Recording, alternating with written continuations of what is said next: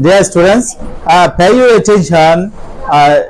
Like other classes, we are going to start another class. This class is so important because in this class we are going to learn some important things regarding using right form of verbs. You know, right form, it is very important thing, you can't deny. Okay, right form, using right form of verb, it is so important thing, we can't deny it, we can't deny it. So I will suggest you to pay your attention what I am saying now. Okay, first of all, you can see you come long ago, you come long ago, অনেক দিন আগে তুমি এসেছিলে, আসো না এসেছিলে, এসেছিলে, তাহলে কাম না হয়ে আমরা কেম ইউজ করব। Second form of verb, bracketed verb, আমরা এই ভার্বটা দুই নম্বর ফর্মটা ইউজ করব, যেহেতু অনেক আগে আসো না এসেছিলে, অনেক আগে, অনেক আগে আসো না এসেছিলে, এসেছিলে, তাহলে কাম না হয়ে কেম ইউজ করব। নাম্বার 2 তে যাই, ইউ কাম টুমরো, তুমি আগামীকাল আসো না আসবে, আগামীকাল, আগামীকাল আসো না আসবে, আসবে, তাহলে ভবিষ্যৎ, ভবিষ্যৎ হলে এখানে একটা আমরা একটা উইল ব্যবহার করব, কি ইউজ করব, will, you will come tomorrow, তুমি আগামীকাল আসবে। ক্লিয়ার? নেক্সট আমরা নাম্বার 3 তে যাই, ইউ হেল্প মি লেটলি, তুমি সম্প্রতি আমাকে সাহায্য করেছো। এই যে এখানে লেটলি আছে, লেটলি থাকার কারণে সেন্টেন্সটা প্রেজেন্ট পারফেক্ট টেন্স হবে। কি হবে? প্রেজেন্ট পারফেক্ট টেন্স হবে। তাহলে you have helped, you have, এখানে একটা হ্যাভ ইউজ করব, ইউ হ্যাভ হেল্পড, হেল্পের সাথে ইডি যোগ হবে, you have helped me lately. Number 4 এ যায়, ইউ হেল্প মি অলওয়েজ, তুমি সব সময় আমাকে সাহায্য করো। একটা কথা মাথায় রাখবা, যে কথাগুলো সব সময় বোঝায়, সব সময় যদি বোঝায় তাহলে তখন সেটা প্রেজেন্ট ইনডিফিনিট টেন্স, যেমন আছে তেমন থেকে যাবে। প্রেজেন্ট ইনডিফিনিট টেন্স মানে হলো ভার্বটা যেমন আছে তেমন থেকে যাবে। এরপরে নাম্বার 5 এ আমরা যাই, ইউ গো দেয়ার নাও, তাহলে তুমি, তুমি যাও সেখানে এখন, তুমি এখন সেখানে যাও, এখন যেহেতু বলছি তাহলে যাচ্ছ, তুমি সেখানে এখন যাচ্ছ, এরকম হবে, যেহেতু এখনের কথা আছে। আমরা জানি নাও থাকলে সেটা প্রেজেন্ট কন্টিনিউয়াস টেন্স হয়, now, at this moment, at present, at this time, day by day, increasing, এগুলো থাকলে প্রেজেন্ট কন্টিনিউয়াস টেন্স হবে। তাহলে প্রেজেন্ট কন্টিনিউয়াস করলে কি হবে? You are going now, you are, you are, you are going now. ঠিক আছে?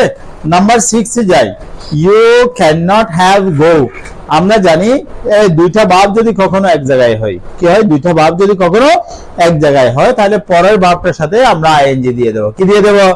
যেমন এখানে হেল্প মানে হলো সাহায্য করা, আবার গো মানে হলো যাওয়া, তাহলে পরের যে ভার্বটা আমরা দেখতে পাচ্ছি সেই ভার্বের সাথে আমরা একটা আইএনজি বসিয়ে দেব। ক্লিয়ার?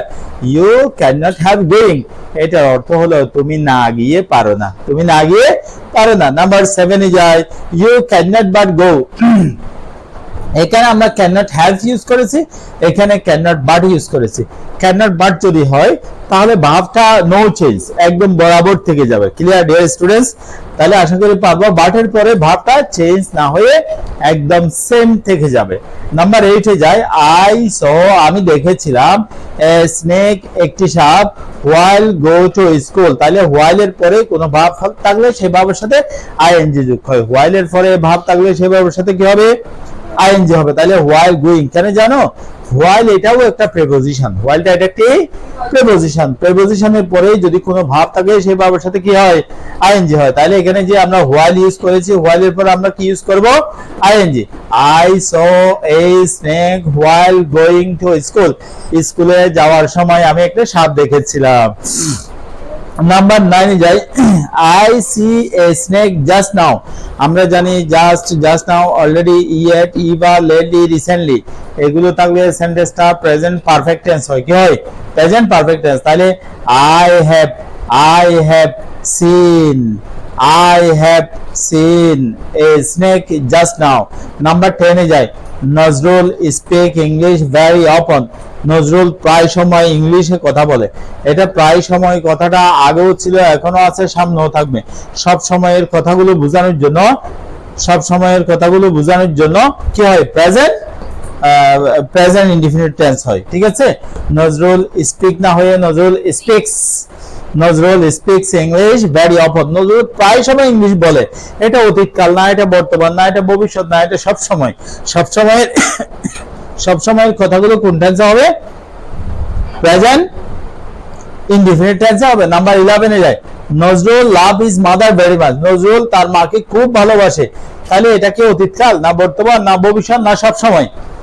সব সময়ের কথাগুলো বললে ভার্বটার সাথে একটা আমরা এস দিয়ে দেব যদি সাবজেক্টটা থার্ড পারসন সিঙ্গুলার নাম্বার হয়। ক্লিয়ার? নাম্বার 12 এ যায়, Bangladesh develop day by day. এই যে ডে বাই ডে কথা বলেছি, এটার অর্থ প্রেজেন্ট কন্টিনিউয়াস। এটা কি প্রেজেন্ট কন্টিনিউয়াস? তাহলে Bangladesh is developing, Bangladesh is developing day by day. Bangladesh দিন দিন কি হচ্ছে? উন্নত হচ্ছে। Bangladesh be my birthland, Bangladesh আমার জন্মভূমি। তাহলে বাংলাদেশ ইজ, এখানে আমরা কি বসাবো? বাংলাদেশ কয়টা? একটা। Bangladesh third person singular number, তাহলে এখানে আমরা একটা এস দিয়ে দেব। Bangladesh is my birthland, Bangladesh হলো আমার জন্মভূমি। নাম্বার 14 এ যায়, they not know how to speak English. তারা জানে না কিভাবে ইংলিশ বলতে হয়, সেটা তারা জানে না। বলছে এই সেন্টেন্সটা স্যার এখানে নট আছে না নেই? দেখো সবাই দেখো, এখানে নট আছে না নেই?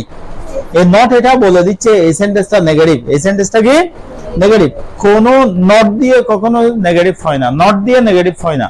নেগেটিভ করতে হলে তোমাকে এখানে একটা অক্সিলারি দেওয়া হয়, ডু নট নাই, ডাজ নট নাই, ডিড নট, এরকম একটা কথা যোগ করতে হবে। আমরা দেখি তারা ইংলিশ কিভাবে বলতে হয় সেটা জানে না, এটা অতীতকাল না, এটা বর্তমান না, এটা সব সময়। তাহলে আমরা বলবো they do not know how to speak English, তারা জানে না কিভাবে ইংলিশ বলতে হয়। এরপরে নাম্বার 15 এ যায়, did you went to school yesterday? তুমি কি গতকাল স্কুলে গিয়েছিলে? স্যার এই সেন্টেন্সটার মধ্যে আমরা দেখতে পাচ্ছি এটা পিছনে একটা কোশ্চেন মার্ক আছে, অতএব এটা ইন্টারোগেটিভ সেন্টেন্স। আবার দেখতে পাচ্ছি এই সেন্টেন্সটার মধ্যে ডিড আছে, আছে না নাই? দেখো সবাই দেখো, pay your attention. Can you see the board? দেখো এইখানে ডিড আছে না নেই? আছে। আমরা মাথায় রাখি কোন সেন্টেন্সে do, does, did, do not, does not, did not, কয়টা কথা বলেছি? Do, hello, do, does, did, do not, does not, did not, কয়টা কথা? এই কথাগুলো কোন সেন্টেন্সে থাকলে তখন ভাবটা 2 নম্বর ফর্ম না হয়ে ভাবটা 1 নম্বর ফর্ম হয়ে যাবে। বলো এই ওয়েন্ট এর 1 নম্বর ফর্মটা কি? গো হয়ে যাবে। কি হয়ে যাবে? গো হয়ে যাবে। Clear sir? তাহলে আজকে এতটুকুই থাকলো। That's all. আশা করি যে তোমরা এগুলো বারবার প্র্যাকটিস করবে, এবং যদি প্র্যাকটিস করো এবং আমি যা বলেছি এগুলো ফলো করো, তাহলে তোমরা গ্রামারে অনেক ভালো করতে পারবে। Thank you, tata.